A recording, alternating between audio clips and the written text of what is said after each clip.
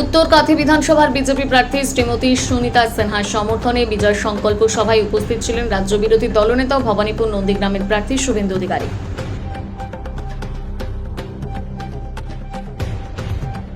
গুজরাট, মহারাষ্ট্র, উড়িষ্যা, উত্তরপ্রদেশ, মধ্যপ্রদেশ সব বিজেপি শাসিত রাজ্যে গেলে কাজ পাওয়া যায়।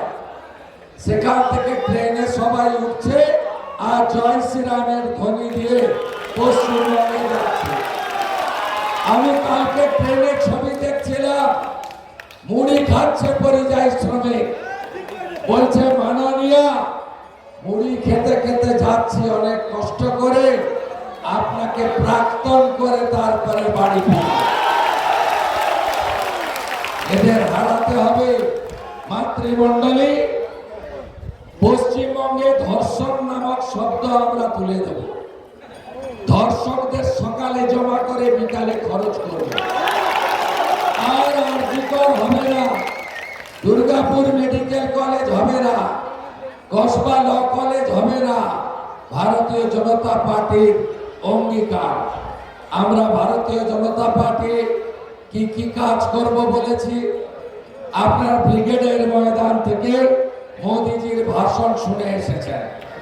আমরা বলেছি ভারতীয় জনতা পার্টির সরকার আসার সাথে সাথে আমরা আয়ুষ্মান ভারতের কার্ড চালু করব।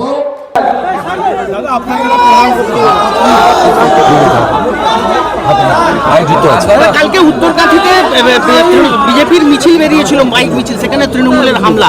ভোট যত আসছে কি ওরা আগ্রাসন। এই লোকসভা ভোটে ওই ছেলেটা করেছিল, এটা বুথে রাজেশ বলে। এগুলো বার বেড়েছে, এদেরকে ঠিক সাইজ করবে কেন্দ্রীয় বাহিনী। 20 ঘন্টা এদের সাইজ করা দরকার আছে।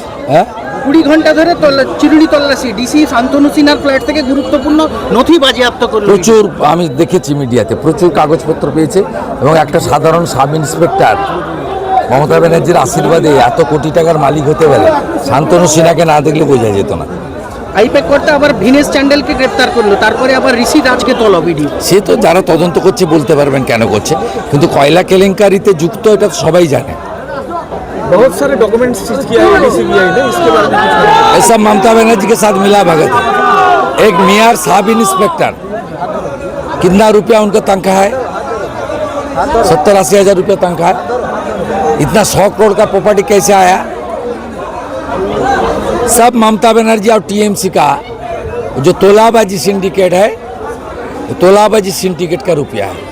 उनको हिरासत में लेकर इंटरोगेशन करना चाहिए और ममता बनर्जी के साथ उनका रिश्ता किस तरीके से है उसका खुलासा हो जाएगा। आंतर्जातिक हवाला